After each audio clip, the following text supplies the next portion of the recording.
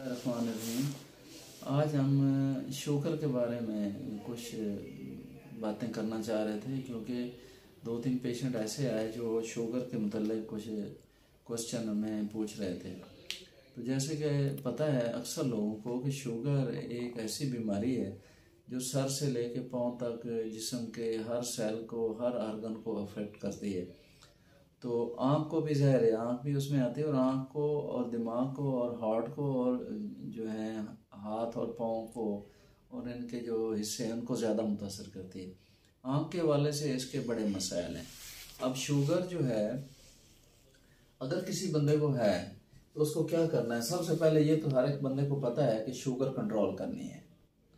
Sugar control करने से काफ़ी हद तक जो आई की कॉम्प्लिकेशंस हैं वो डिले हो सकती हैं, या किसी हद तक हो सकता है कि वो आए भी ना। दूसरा तरीका है कि शुगर के साथ साथ अगर किसी बंदे को ब्लड प्रेशर है, खून में चर्बी की मिकदार ज़्यादा है, या मोटापा है, या प्रेगनेंसी या हमल है, तो उन लोगों को भी शुगर के बारे में ज़्यादा मुतफ़िक्र होने की ज़रूरत है। मुतफ़िक्र होंगे तो ज़ाहिर है प्रिवेंशन करेंगे और ट्रीटमेंट करेंगे। आई के हवाले से शुगर के 2-3 स्टेजेस हैं कि एक मामूली है, एक उसके बाद है, और इसके बाद सीवियर है। जो मामूली है उसके लिए तो हम पेशेंट को एक टाइम पीरियड दे देते हैं और मरीज को कहते हैं कि आप जो है शुगर कंट्रोल रखें और वक्तन फ़वक्तन या आफ्टर 6 मंथ या 1 साल के बाद आई वाले डॉक्टर को दिखाते रहें। जो दूसरी स्टेज है उस पर कुछ ना कुछ चेंजेस ऐसी आ जाती हैं जिनका हमें ट्रीटमेंट करना पड़ जाता है। जो तीसरी सीवियर स्टेज है जिसको पीडीआर कहते हैं, प्रोलिफरेटिव डायबिटिक रेटिनोपैथी, जब वो हो जाती है तो इसका मतलब है जो आंख का अंदर वाला पर्दा जैसे ये नजर आ रहा है इसमें इस्कीमिया हो जाता है। इस्कीमिया होने से कुछ सब्सटेंसेस रिलीज होते हैं जो आंख में मुख्तलिफ जगह पे जाके बैठ जाते हैं और आंख को बहुत सारा नुकसान कराते हैं और पेशेंट की नज़र भी ड्रॉप हो जाती है। शुगर के मरीजों को अमूमन दोनों आंखों में इफेक्ट आ रहा होता है, लेकिन अगर एक आंख में ज़्यादा है और दूसरी नॉर्मल चल रही है तो फिर ये प्रॉब्लम होता है कि मरीज को पता ही नहीं चलता, जब तक वो एक आंख बंद ना करे उसको पता ही नहीं होता। अचानक वो उसको पता चलता है एक आंख बंद की और उसको पता चला कि मुझे तो इस आंख में नज़र नहीं आ रहा। तो जब ये कंडीशन हो जाए तो हम क्या करते हैं, हम उसके टेस्ट कराते हैं और आंख के टेस्ट भी करते हैं। मसलन एंजियोग्राफी है और ओसीटी है, उसमें हम देखते हैं कि आंख पे कितना इफेक्ट पड़ गया और खुद भी देख लेते हैं। उसके बाद एक तरीके जो ये चीज़ें साबित हो जाएं कि इसको सीवियर है या मॉडरेट है, इसको शुगर के असरात आंखों पे आ गए हैं, पर्दे पे आ गए हैं, तो फिर हम क्या करते हैं, इधर से बातें ज़्यादा शुरू होती है। या तो पेशेंट को हम इंजेक्शन लगाते हैं, तो या पेशेंट को लेज़र थेरेपी करते हैं जिसको पीआरपी कहते हैं, पैन रेटिनल फोटोकोगुलेशन, या हम उसको इंजेक्शन लगाते हैं। 1970 तक ज़्यादातर लेज़र ही लगाई जाती थी। 1970 के बाद जो 2001 से ऑनवर्ड पेशेंट को इंजेक्शन लगाए जाते हैं। तो आंख में इंजेक्शन हर महीने एक आंख में और दूसरी आंख में, और महीने के बाद रिपीट करना होता है।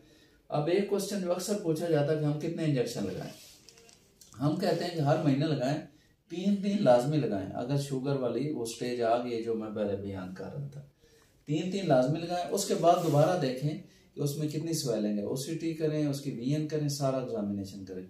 अगर आपको रिक्वायर्ड उसकी रिकवरी मिल गई है तो ठीक है, आप उसकी ड्यूरेशन बढ़ा सकते हैं या लेज़र थेरेपी पे शिफ्ट हो सकते हैं। तो इस पे डिफरेंट स्टडीज हुई हैं। बाज़ लोगों ने शुगर के लिए लेज़र को और जो है इंजेक्शन दोनों को रिकमेंड किया है, तो दोनों ही होने चाहिए एज वी सजेस्ट, और मेजॉरिटी ऑफ ऑफ्थल्मोलॉजिस्ट का ये ख्याल है कि इंजेक्शन लगाने चाहिए। जब एक खास रिकवरी हो जाए उसके बाद लेज़र लगानी चाहिए, फिर इंजेक्शन का ड्यूरेशन बढ़ा देनी चाहिए। जो मोस्ट आस्क्ड क्वेश्चन है जो ज़्यादा लोग पूछते हैं, वो कहते हैं हम लेज़र लगा रहे हैं, नज़र बड़ी कोई नहीं है, हम इंजेक्शन लगा रहे हैं, नज़र बड़ी कोई नहीं। इंजेक्शन से तो थोड़ी बहुत स्वेलिंग कम होने से 1, 2, 4 लफ्ज या 1 लाइन बेहतरी हो सकती है, लेकिन लेज़र लगाने से बेहतरी का चांस नहीं है। लेज़र हम क्यों लगाते हैं कि जो डैमेज रेटिना है ताकि वो अपना ऑक्सीजन सप्लाई ना ले, और उसको हम लेज़र लगा दें। तो लेज़र से किसी हद तक नज़र कम हो सकती है और रात की नज़र में भी थोड़ी कमी आ सकती है।